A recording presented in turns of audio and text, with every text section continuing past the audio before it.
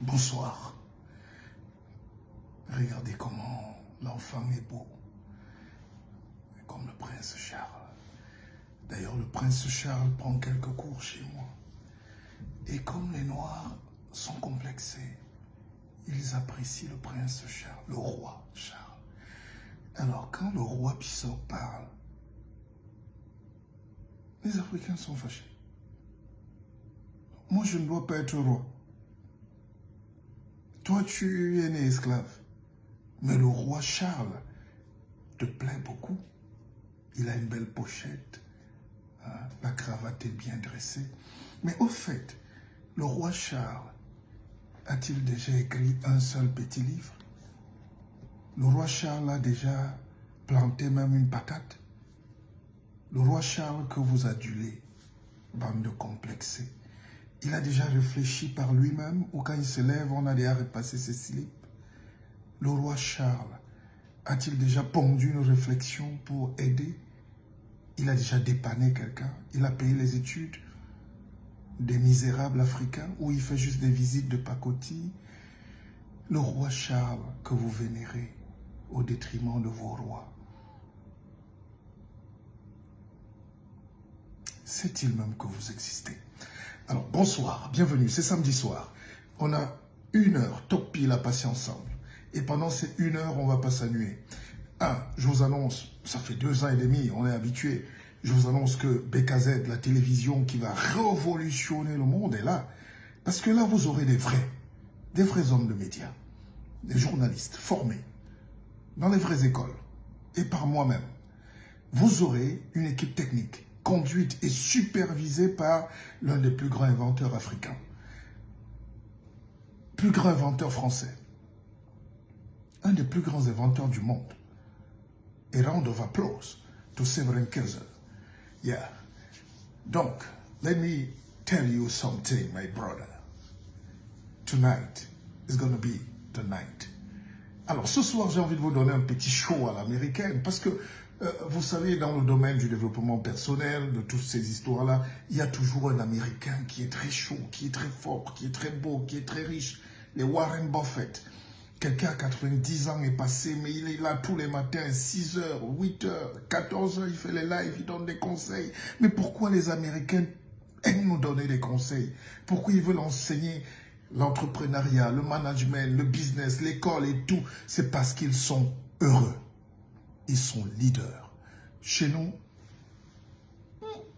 dès qu'un gars a même déjà étudié juste un peu les mathématiques en Russie, il ne veut même plus donner la formule aux étudiants. Alors moi, je suis de l'école des gens décomplexés. Je suis un Africain digne et un Africain du monde. Un Africain qui vit dans son champ le samedi et qui est à Paris le lundi matin pour tutoyer les étoiles sur les Champs-Élysées. Un Parisien aussi qui sait parfois aller à Londres, aller à la City, prendre de belles chemises. Un Parisien aussi qui peut de go aller à Berlin et commencer à parler avec les Allemands. Je suis un homme libre. Et c'est pour ça que je vous invite à être très libre, mes chers frères et sœurs. On va parler de tous les sujets. Posez-moi toutes les questions. Et moi, je vous en dirai un peu des tonnes. Parce que là, ça fait combien d'années que je vous tiens en haleine? Déjà sur les réseaux sociaux, vous savez que j'ai été le premier à faire des directs. On ne peut pas vous mentir là-dessus quand même. Je pense qu'on est en 2016. C'est 2015, 2016, les premiers directs. C'est moi, sans prétention. Ou juste avec... Vous savez, le noir n'a même pas le droit à la prétention. D'ailleurs, quand on appelle un noir Marie-Joseph, Marie-Rose, c'est pour lui dire que tu n'es rien. Quand on appelle un noir tabouret, c'est pour lui donner un nom d'objet.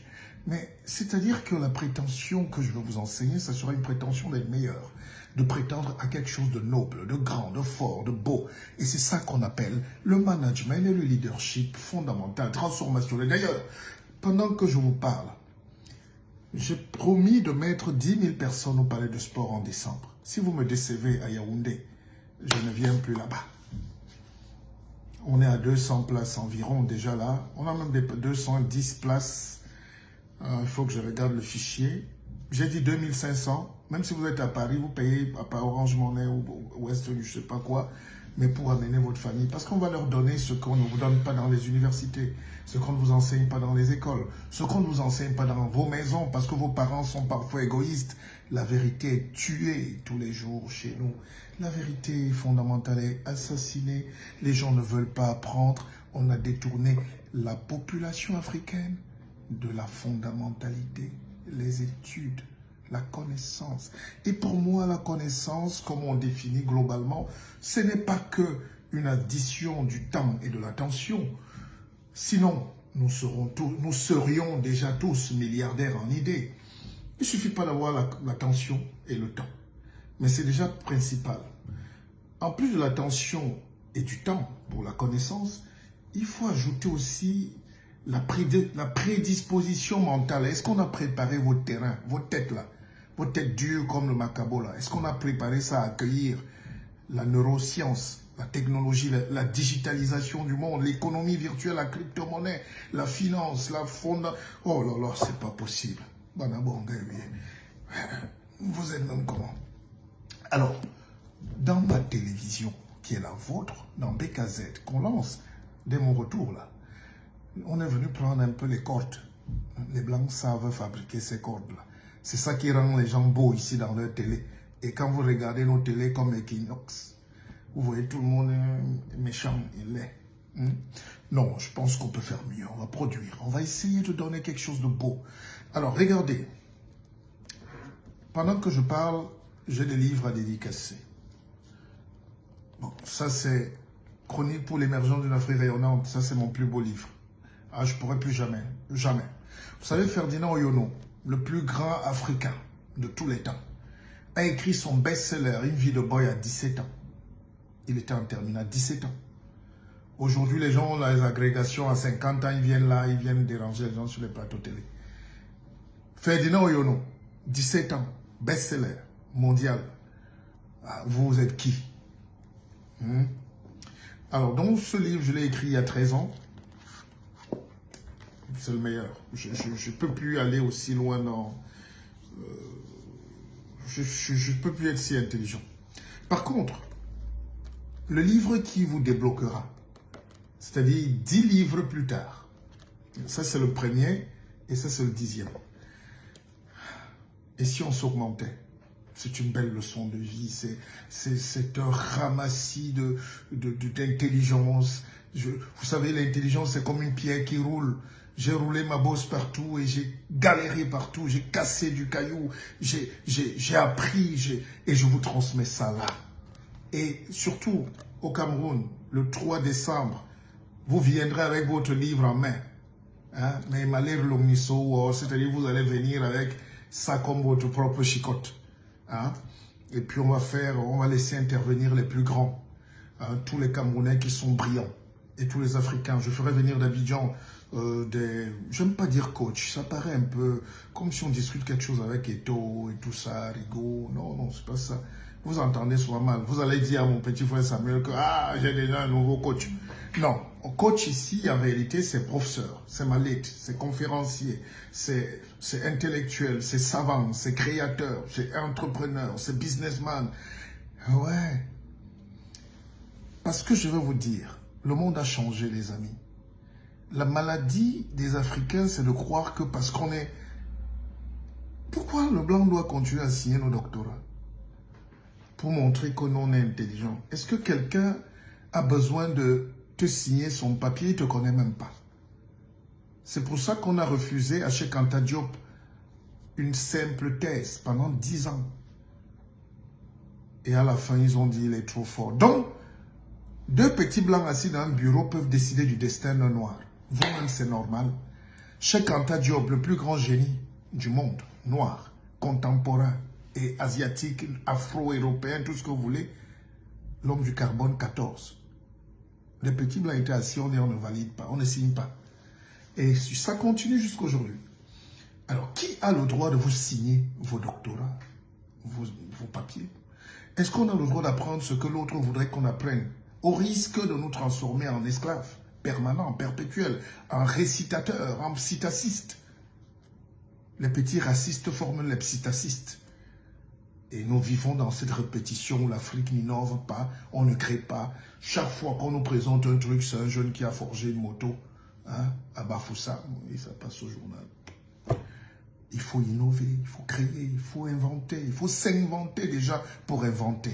C'est pour ça que ce livre est une pure merveille. C'est une pure merveille. Bon, regardez. Vous n'aimez pas lire, c'est votre problème. Et ce soir, je me suis habillé comme ça parce qu'il faut toujours être avec les jeunes. Moi, j'aime la jeunesse. Je parle avec les jeunes. Je mange avec eux, même au bord de la rue. À Douala, Yaoundé, ils connaissent. Et je m'arrête toujours. Je dis au chauffeur, gare d'abord, marem, attends. Alors, donc, les jeunes ont sorti une expression là l'autre jour, à Yaoundé, ils me disaient, grand, on est aussi là pour effrayer la galère.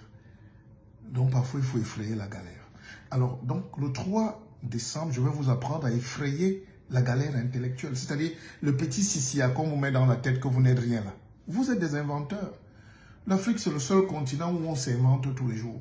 Mais on produit mal, on travaille dur, on ne sait pas lutter, on ne sait pas s'armer de patience, de courage, de force. C'est pour ça que j'ai voulu écrire un livre simple. Je veux écrire un livre simple. Écoutez le chapitre 1. Écoutez le propos. Celui qui peut écrire mieux que moi, vienne ici là. Achetez d'abord ce livre. Moi, je vous dis.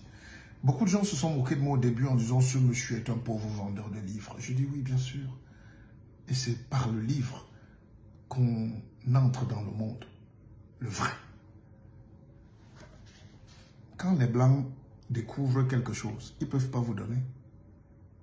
Quelque chose qui est bon à eux, comme on dit à Bafoussam, ils ne peuvent pas vous donner. Ils vous envoient là où ça ne sert à rien. Vous ne les verrez pas danser sur TikTok.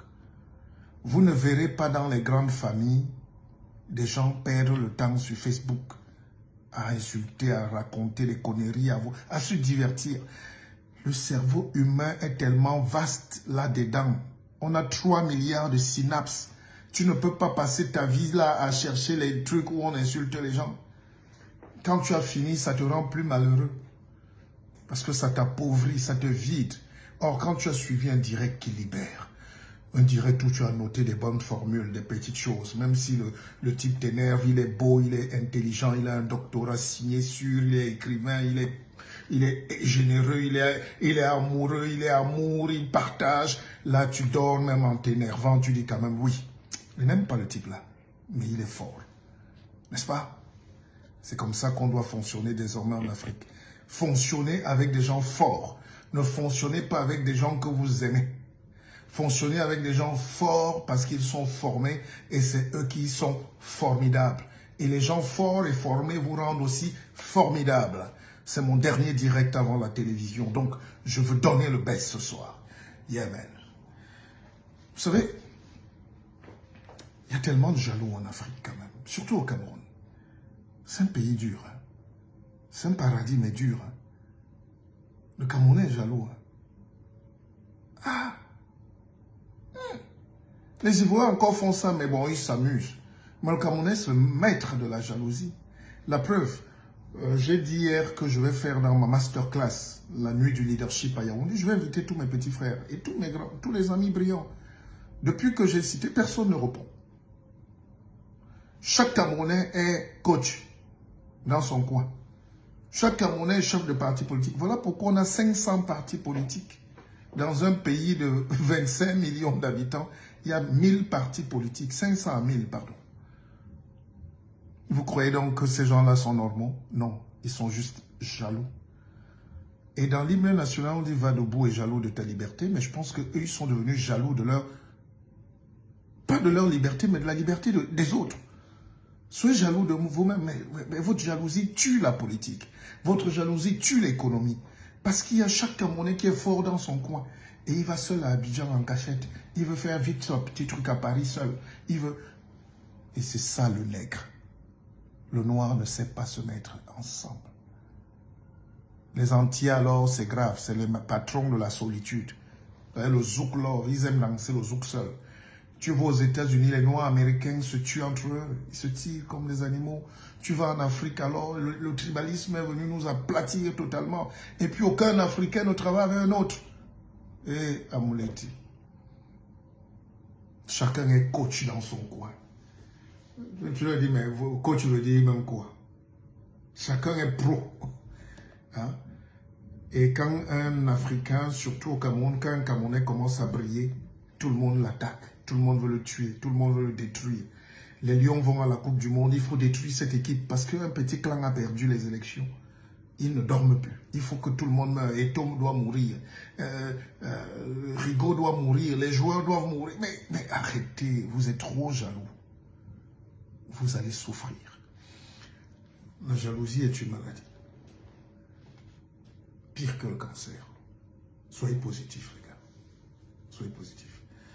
Si vous nous faites confiance, on va développer le Cameroun en 5 ans. On a tout. On a tout ce que Dieu a créé sur terre là-bas. On a tout ce qu'il faut. Hein? Je n'ai pas dit aux Camerounais, c'est pas parce que je suis à Paris que je vais changer de ton. Ou je vais dire aux gens, non, je dis juste aux gens, quel que soit l'endroit où vous êtes, vérifiez bien. Rassurez-vous que l'endroit où vous êtes dépasse d'où vous venez, donc au Cameroun. Moi, je peux évaluer et je sais qu'on perd le temps souvent chez les gens ici. N'est-ce pas? Alors, comment faire pour nous mettre ensemble? Mon père, pourquoi le Seigneur ne nous bénit pas d'être ensemble? Le Seigneur n'a rien à voir, ma chère Victorine Kwedi. C'est le mauvais cœur. La République du mauvais cœur. Vous savez, au Cameroun, on ne te donne même jamais ta place. Je suis passé dans la télévision d'un frère et ami. Il m'invite, je vais. Mais chaque fois qu'un Camerounais t'invite, c'est un piège. Il me met en face d'un type qui est respectable, mais qui n'a aucune... On n'a aucune valeur à partager. Je mérite d'être seul sur un plateau et développer. Mais en m'invitant, il savait bien que je ne vais pas développer. C'est-à-dire, le Camerounais t'invite, mais pour te nuire. Le Camerounais te salue, mais pour t'embêter. Le Camerounais ne t'aide jamais. Je lance une industrie là, depuis que j'écris, la salive allait finir. C'est maintenant que l'eau coule, que les gens m'écrivent inbox. Ils ne veulent jamais venir prendre. C'est-à-dire, vous ne prenez pas le risque nécessaire pour devenir des Bolloré de demain. Ne vous les insultez.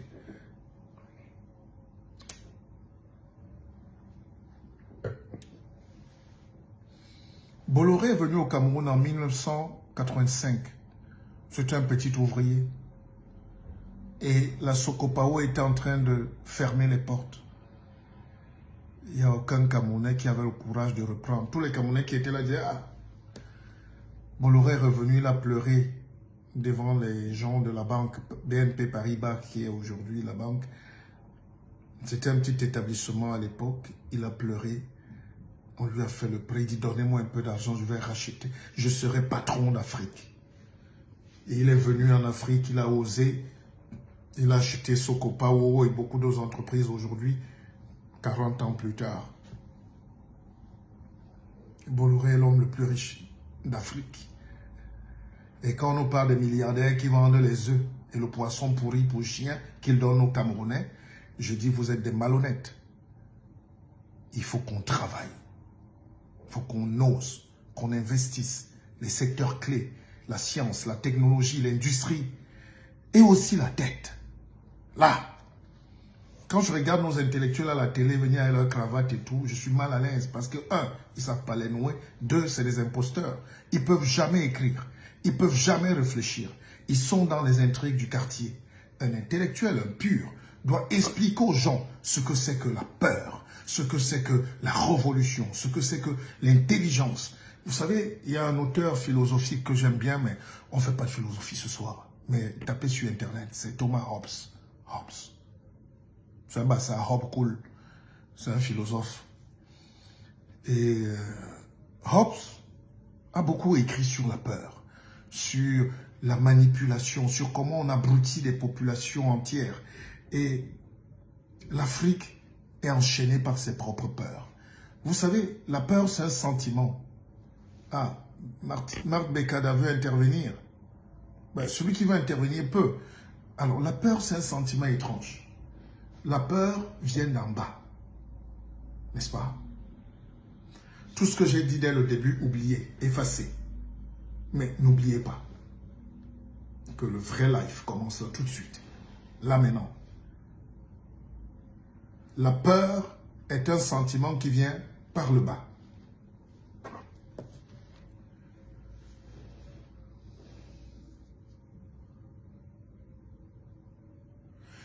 La terreur est un sentiment qui vient par le haut.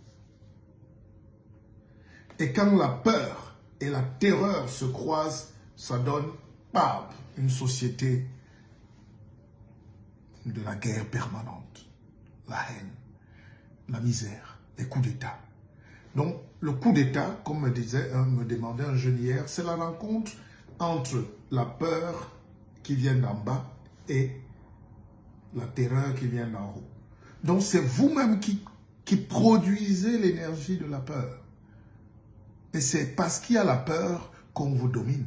C'est parce qu'il y a la peur qu'il y a la colonisation. C'est parce qu'il y a la peur, quand tu as peur de critiquer le blanc, le français. Oh, il ne faut pas qu'on me refuse le visa. Oh, il ne faut pas que mes enfants ratent l'école.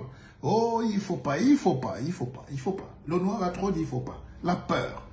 Et puis, sinon, quand vous avez trop peur, on fait monter la peur dans la société. Et puis, on donne la parole à des gens qui animent la galerie.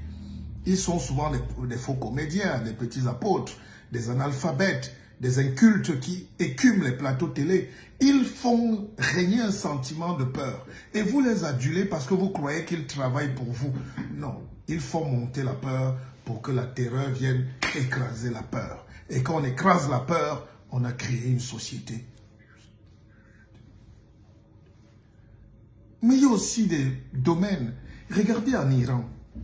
On s'est servi de la religion pendant longtemps pour écraser les gens, les femmes, les enfants, les jeunes. Pourtant, l'Iran, du Shah, la révolution, l'Iran, c'est le plus grand pays en termes de culture, c'est la culture persane.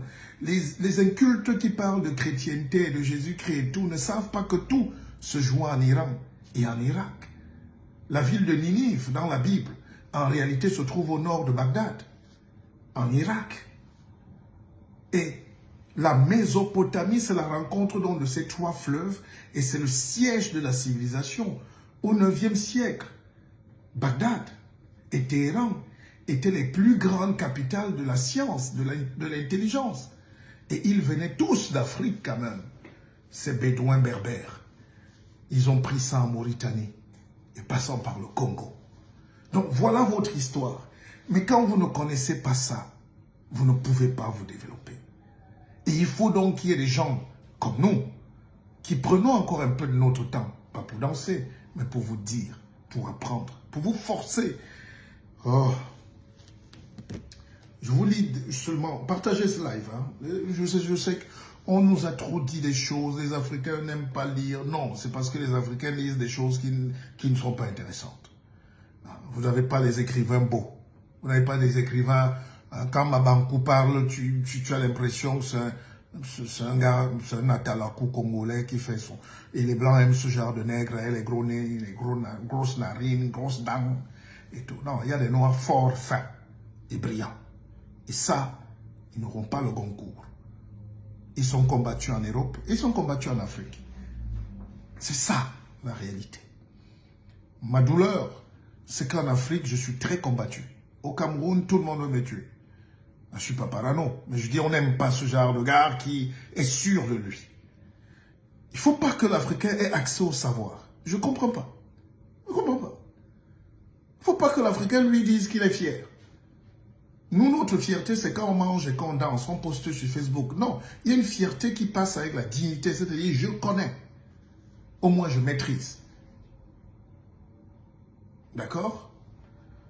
Alors, regardez pourquoi j'écris ce livre. Voici décembre, c'est le cadeau des enfants. Je veux écrire un livre simple. Bon, d'ailleurs, je vous dis que Molière était le plus grand écrivain français parce qu'il écrivait comme parlent les gens. Écoutez, je ne suis pas Molière. Évidemment, un noir ne peut pas être Molière.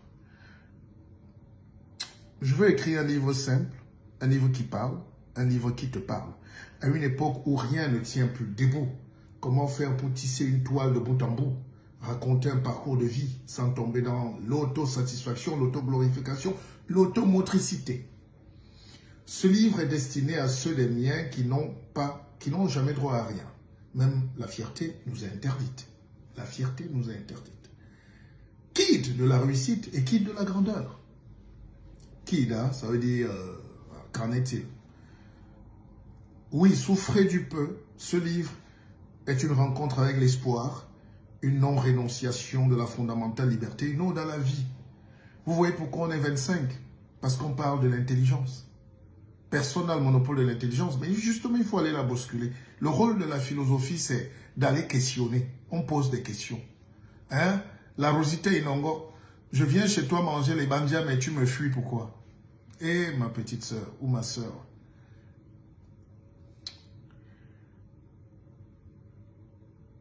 Souffrez du peu, ce livre est une rencontre avec l'espoir, une non-rénonciation de la fondamentale liberté, une ode à la vie. Comment être en odeur de sainteté avec soi-même? Comment être celui dont l'odeur est un effluve heureux, une joyeuse invite à faire partie de l'humaine condition? Hein? Je vais essayer d'analyser le monde par tous les trous de la serrure, par les trous de la prison dans laquelle on nous a logés. Oui, j'ai les clés, j'espère qu'elles seront les bonnes. Au fait, c'est quoi une bonne clé? Yes. Vous savez, tout ce qu'on endure aujourd'hui en Afrique, vous voyez, parfois on dénonce un dictateur, parfois on dénonce un coup d'État, parfois on dénonce... Hein? Inongo la Rosita. Et... Imanale.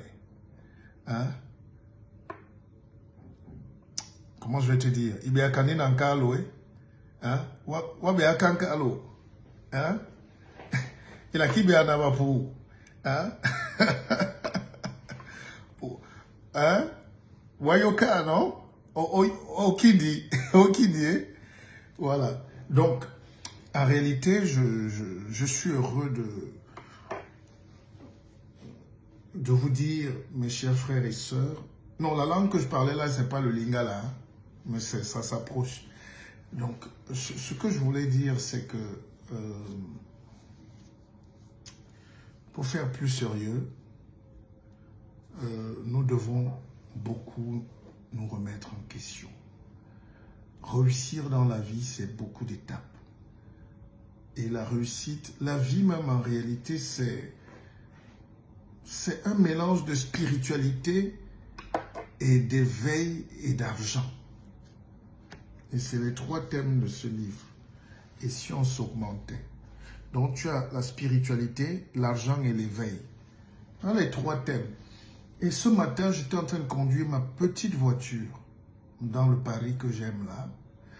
Et je me disais, mais finalement, c'est quoi la vie? C'est quoi la réussite? Qu'est-ce qu'on peut dire? C'est quoi même être bien? Et j'ai fini par comprendre que être bien, c'est être dans sa spiritualité. C'est d'avoir le sentiment qu'on a accompli ce qu'on doit faire dans la vie. C'est quand tout va bien. Regardez, la spiritualité, c'est quand les mains entrent là. Et tu sais fort ton Dieu et tes parents qui t'ont mis au monde, tes ancêtres. Quand tu connais ton histoire, quand tu sais que tes enfants vont réussir, quand tu sais que tu as bossé dur, tu as tout donné pour eux, quand tu as tout donné dans la vie, tu commences à réussir dans la vie. Essayez encore de tout donner. Parfois, on abandonne dès le premier découragement, dès la première maladie, dès la première déception amoureuse, dès le premier clash en famille entre frères. Moi, j'ai amené des frères, mes petits frères en France. Aujourd'hui, ils me disent pas bonjour. Et j'ai compris que c'est ça, le destin de l'homme. Et je ne peux pas être malheureux pour ça. Je dis merci Dieu de m'avoir permis de réaliser cet exploit et de permettre à ces enfants qui sont les miens d'être aussi grands que moi, si c'est moi qu'ils veulent tuer. C'est ça aussi la grandeur, c'est ça réussir sa vie, c'est-à-dire ne pas surcharger le cœur des petites choses, être libre, être heureux. Vous avez des petites sœurs qui vous hainent. Vous savez, les familles en Afrique, les cousins, les frères, les sœurs, c'est tellement méchant. Et on n'a juste pas le courage d'en parler. Mais les premiers drames qu'on subit dans la vie viennent souvent de la famille. Et parfois, quand tu as compris, tu te mets à acheter ta paix, ton amour. Et si dans les familles, vous êtes en palabre, c'est pas dans le pays, quand vous montez à Yaoundé, là vous imaginez l'adversité. Quand vous voulez être maire, député, ministre, président de la République, chef de parti, les batailles deviennent encore plus dures. Mais déjà, regardez ce qui se passe dans vos familles. C'est ça, ces enseignements. Prendre tout ce que Dieu t'apporte et dire merci Seigneur. Et Dormesson, qui est un très grand écrivain français, qui est décédé, hein, il disait un truc formidable. Dans la vie, dites toujours, avant de vous coucher, Seigneur, merci beaucoup. Merci pour les roses. Merci pour les épines. C'est ça, non? Merci pour les fleurs et merci pour les épines. Quel que soit ce qui vous arrive, dites merci parce que ça vous a permis d'être grand, d'apprendre, de comprendre la psychologie humaine, la parapsychologie. Hein?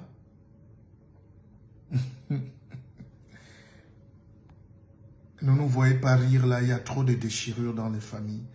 Et si vous avez encore une famille et que vous pouvez sauver, appelez vos frères, appelez vos sœurs, dites-leur que l'argent ne va pas nous séparer. L'ego ne va pas nous séparer. Le terrain ne va pas nous séparer. Vous savez, j'ai acquis un lopin de terre dans mon village et un de mes oncles a voulu me donner un petit lopin de terre. Et ça fait 15 ans que je l'ai, ce lopin de terre. C'est ces jours-ci que ça m'a véritablement intéressé. Et depuis qu'on m'a donné ce petit lopin de terre, toutes les batailles, même les frères cachés dans l'ombre se réveillent. Et tu leur dis non, mais prenez si vous voulez. J'ai autre chose à accomplir dans ma vie. Alors, chaque fois qu'on a voulu me fermer une porte dans ma vie, je n'ai pas cassé la porte. Parce que c'est en cassant la porte qu'on se crée d'autres problèmes. On perd du temps. Et regardez juste à côté, parfois Dieu ouvre tout un portail. Quand vous perdez un sac de 1000 $, peut-être que le sac qui est là à côté, le sac Majok que tu méprises, à 100 000 $. Occupe-toi de ça. Passons à une autre étape. Et le syndrome aujourd'hui de l'Afrique, c'est qu'on bug. On bug. On est haineux. On est avec la haine, on meurt avec la haine. Les gens ne veulent pas le progrès. Les gens bloquent tout. Et ils veulent quand même le changement à la tête de l'État, mais parfois eux-mêmes bloquent tout. Vous savez, je fais même ce direct ce soir en l'honneur de Douala Mangabel, notre roi. C'est en Allemagne qu'on lui a donné aujourd'hui toute une rue. Douala Mangabel, une stèle. Et pourquoi ça m'a rendu un peu triste? J'ai d'abord dit peut-être les Blancs n'ont pas de mémoire. C'est eux qui l'ont pendu. En 1884, quelque chose, le traité germano-douala. Ils ont tué un gars parce qu'il défendait ses terres.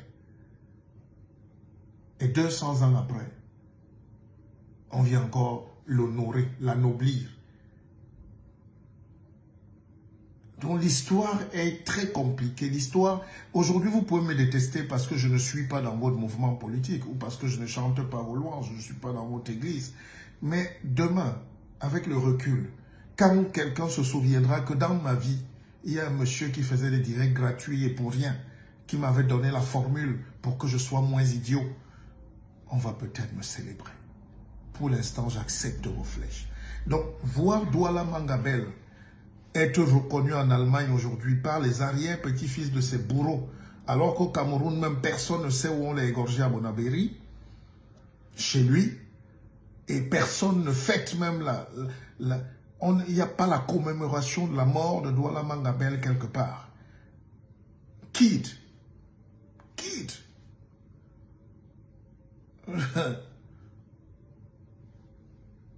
L'Emporol, le plus grand, the greatest. Oumyobe. Il n'y a pas de journée. Et vous savez même qu'on a voulu mettre un monument de Oumyobe à Douala, à Newbel, sur la côte d'un commandant. Les enfants de Belle ou arrière petits fils sont chassés, ont cassé tout.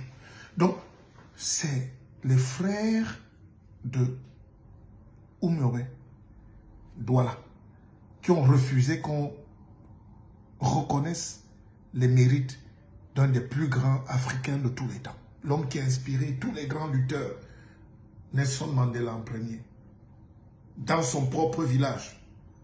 Ce doigt-là, c'est une terre aussi, Bassa et Bakoko. On a refusé de lui rendre hommage. Et c'est vous, des propres frères. Et vous croyez que Dieu qui est là en haut va vous donner des bénédictions? C'est encore les Allemands qui ont égorgé nos lutteurs qui se rachètent. Ils se rachètent une bonne conscience. Les petits-fils d'Hitler viennent décorer notre roi à nous. Quand vous dansez, vous êtes dans le direct pour le roi Charles qui ne nous sert à rien. Ça a 73 ans qu'il a appris à attacher sa cravate lui-même. Et vous voulez le comparer aux gens qui se battent depuis la nuit des temps, sous la nuit des flèches. Alors, c'est une réflexion quand même profonde. Écoutez ce direct quand vous êtes calme. Réécoutez-le plusieurs fois. J'ai mis beaucoup d'indices là-dedans. Et vous comprendrez pourquoi nous n'avançons pas. Nous n'avançons pas parce que nous sommes méchants. Entre nous d'abord. Le regard que tu as de toi-même, par toi-même, et comment tu regardes tes frères, pousse l'autre à comprendre votre psychologie générale et à vous mettre dans le sac et à vous vendre comme des esclaves.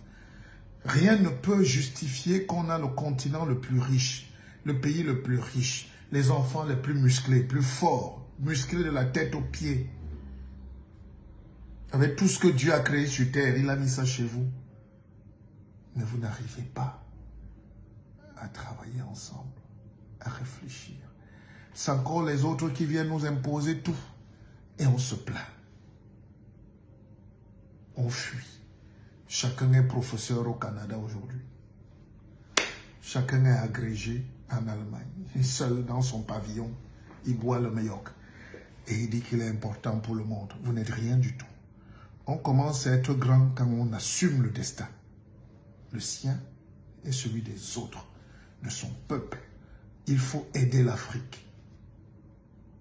Aider le Cameroun. Je vous dis, aidez vos pays. Si vous êtes centrafricain, allez aider la Centrafrique. Je ne peux pas continuer de manger les choucroutes à Paris alors que chez moi, il n'y a pas l'eau, il n'y a pas de lumière. Je ne peux pas apporter la solution.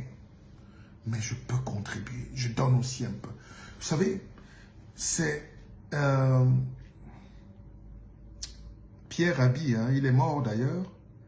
Il nous raconte une belle fable que mes grands-parents racontaient, c'est-à-dire qu'il y a eu un incendie dans un village, dans la forêt, et c'est le petit colibri, le petit oiseau, qui va avec son bec à la rivière puiser un peu d'eau, il vient verser sur l'incendie.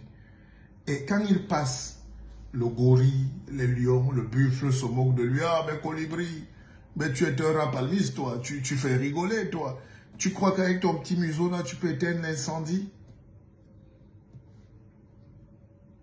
Et le petit colibri se retourne et dit, ah, moi j'ai essayé de faire ma part.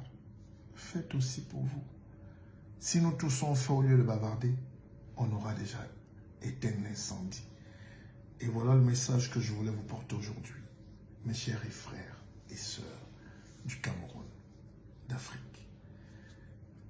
Et en passant, commandez vos livres. J'ai le livre de mon frère, à mon très cher frère et partenaire Armand et Tondé.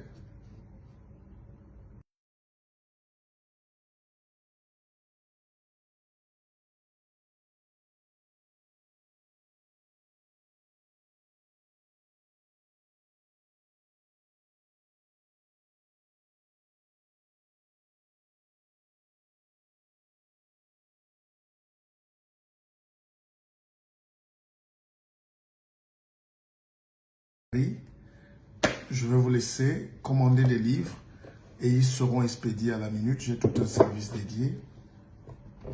J'habite au-dessus de la poste, au-dessus de 2 banques et au-dessus d'un commissariat.